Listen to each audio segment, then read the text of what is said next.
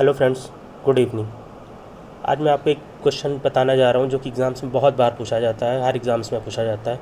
वो है sustainable development goal से रिलेटेड, जिसे सतत विकास लक्ष्य भी बोलते हैं, जो कि संयुक्त राष्ट्र संघ द्वारा 2015 में कुछ लक्ष्य निर्धारित किए गए थे जिन्हें हर देश को पूरा करना था 2030 तक।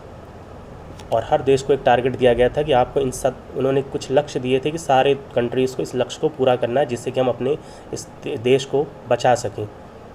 तो आइए देख लेते हैं वो 17 गोल्स क्या थे जो संयुक्त राष्ट्र संघ ने लॉन्च किया था और जिसे पूरा करना था हमें 2030 तक। तो जिसमें से पहला लक्ष्य है जो वो है नो पावर्टी, गरीबी के सभी रूपों की पूरे विश्व समाप्ति। मतलब पूरे देश से गरीबी को मिटा देना है, कहीं भी गरीबी नहीं रहनी चाहिए, हर किसी को गरीबी से हमें बाहर निकालना है। तो फर्स्ट जो आपका गोल था वो था नो पावर्टी। जो सेकंड गोल है हमारा वो है जीरो हंगर। जैसा कि आप देख सकते हैं, जीरो हंगर, जिसमें कहा गया कि भूख की समाप्ति, खाद्य सुरक्षा, बेहतर पोषण और टिकाऊ कृषि को बढ़ावा। जो हमारा तीसरा गोल है वो है good health and well beings, यानी सभी आयु के लोगों में सेहत और स्वस्थ जीवन को बढ़ावा देना। यानी लोगों की हेल्थ अच्छी हो, लोग अच्छे से बीमारी से पीड़ित ना रहें, वो उनका हेल्थ अच्छा हो। जो हमारा नंबर 4 गोल है वो क्वालिटी एजुकेशन है, समावेशी व न्याय संगत गुणवत्ता युक्त शिक्षा सुनिश्चित करने के साथ ही सभी को आजीवन सीखने का अवसर देना। लोगों को एक बेहतर शिक्षा मिल सके, इसके लिए भी प्रयास किए जाने चाहिए। तो हमारा 5वां गोल है वो है जेंडर इक्वालिटी, लैंगिक समानता प्राप्त करने के साथ ही महिलाओं व लड़कियों को सशक्त बनाना। यानी जेंडर इक्वालिटी होनी चाहिए कि जो अधिकार पुरुषों को दिया जा रहा है वही अधिकार महिलाओं को भी मिल सके। तो इसके लिए भी हमको एक ये गोल दिया गया है कि इसे भी हमें पूरे विश्व में बनाना है इसको। नंबर 6 गोल है क्लीन वाटर एंड सैनिटेशन, सभी के लिए स्वच्छ जल एवं सफाई की उपलब्धता सुनिश्चित कराना, कि सभी को क्लीन वाटर मिल सके और सैनिटेशन का प्रॉपर सबका ध्यान रखा जाए, लोगों को स्वच्छ पानी मिलना चाहिए। ये हमारा 6th गोल था। 7th गोल हमारा है अफोर्डेबल एंड क्लीन एनर्जी, सस्ती, विश्वसनीय, टिकाऊ और आधुनिक ऊर्जा तथा पहुंच सुनिश्चित करना। यानी लोगों को अच्छी बिजली मिल सके, जिससे वे अपना विद्युत वगैरह सब चला सकें। तो इसलिए हमारा 7th गोल है, जिससे कि हमारा पर्यावरण प्रदूषण भी ना हो। तो हमारा ये 7वां गोल है। 8वां गोल है decent work and economic growth, सभी के लिए समावेशी और सतत आर्थिक विकास, रोजगार और समुचित कार्य को बढ़ावा देना। ये हमारा 8वां गोल है। हमारा 9th गोल है वो है इंडस्ट्री इनोवेशन इंफ्रास्ट्रक्चर, I3, लचीले बुनियादी ढांचे, समावेशी औद्योगिकरण को बढ़ावा एवं नवाचार को प्रोत्साहन देना। ये हमारा 9th गोल है। I3 को आप लोग इस तरह भी याद रख सकते हैं कि 9th हमारा I3 है। I3 यानी 3 का क्यूब 9, तो इस तरह हमारा 9th पे जो है वो I3 हो गया। इसको याद करने का आप लोग बना सकते हैं। 10th हमारा है रिड्यूस इनइक्वालिटी, देशों के बीच और उनके अंदर असमानता को कम करना। मतलब कि लोगों में जो अमीर गरीब ऊंच नीच का जो भेदभाव है, उसे इनइक्वालिटीज़ को भी हमें समाप्त करना है।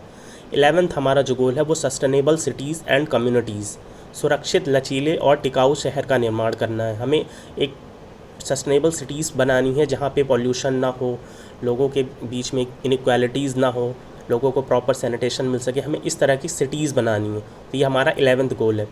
12th गोल जो हमारा है वो रिस्पॉन्सिबल कंजम्पशन एंड प्रोडक्शन, स्थायी खपत और उत्पाद पैटर्न को सुनिश्चित करना। यानी जो हमारा 12th गोल है उसमें हमको ये बताना है कि जो भी हम कंजप्शन कर रहे हैं एनर्जी का, या फिर जो भी हम प्रकृति का कंजप्शन कर रहे हैं, उसे हमें एक रिस्पॉन्सिबल तरीके से करना है, जिससे कि वो हम अपने आने वाले फ्यूचर को भी दे सकें। जो हमारा 13 गोल है वो क्लाइमेट एक्शन का है, जलवायु परिवर्तन और उसके प्रभावों से निपटने के लिए तत्काल कार्यवाही करना। Climate action is a very important, क्योंकि आज के समय आप जैसे देख रहे हैं कि जलवायु किस तरीके से बदल रहा है, ग्लेशियर्स पिघले जा रहे हैं, तो इसलिए हमें जलवायु पर भी ध्यान देना होगा। उसके बाद जो हमारा 12th है, 13th हो गया क्लाइमेट एक्शन। जो हमारा 14th गोल है वो है लाइफ बिलो वाटर, महासागरों, समुद्र और समुद्री संसाधनों का संरक्षण और सतत उपयोग करना।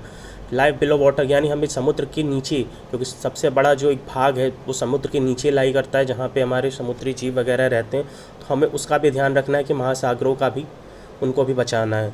जो हमारा 15th गोल है वो लाइफ ऑन लैंड का है। स्थलीय जीवों की सुरक्षा, स्थलीय पारिस्थितिकी का संरक्षण, पुनर्जीवन और संवर्धन, वनों का संवहनी प्रबंधन, मरुस्थलीकरण का सामना और भूमि क्षय को रोकना तथा ठीक करना, और जैव विविधता अति को रोकना। यानी लाइफ ऑन लैंड पे यानी हमें जो हमारे स्थलीय जीव हैं, पारिस्थितिक तंत्र है, इन्हें भी हमें बचाना है, क्योंकि मरुस्थलीकरण आप देख रहे हैं कि बहुत जल्दी से लोगों ने पौधों काटना शुरू कर दिया है, जिसकी वजह से ज़मीन जो है वो बंजर होती जा रही है, जिसकी वजह से डिज़र्टिफिकेशन होता जा रहा है, मरुस्थलीकरण होता जा रहा है। तो इस चीज़ को भी हमें ध्यान रखना हो कि लाइफ ऑन लैंड को भी हम लोग बचा सकें। जो हमारा 16th गोल है वो पीस एंड जस्टिस, न्याय संगत, शांतिपूर्व व समावेशी समाजों को बढ़ावा दें। यानी हर किसी को हर जगह शांति बनी रहे और लोगों को न्याय मिल सके, कि जो भी हम कार्य करें वो न्याय संगत हो सके। 17th गोल है हमारा पार्टनरशिप फॉर द गोल्स, यानी सतत विकास हेतु वैश्विक भागीदारी को पुनर्जीवित करना। यानी हमको इस तरह के गोल बनाने हैं कि जिससे लोग जो है उसको फॉलो कर सके पार्टनरशिप के साथ, और हम इस पूरे गोल को कंप्लीट कर सकें 2030 तक। तो ये 17th गोल थे।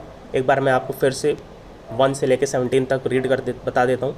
नंबर 1 है no poverty, number 2 zero hunger, number 3 good health and well being, number 4 quality education, number 5 gender equality, number 6 clean water and sanitation, number 7 affordable and clean energy, number 8 decent work and economic growth, number 9 industry innovation and infrastructure, number 10 reduce inequality, number 11 sustainable cities and communities, number 12 responsible consumption and production, number 13 climate action, number 14 life below water, number 15 life on land, number 16 peace and justice, number 17 partnership for the goal.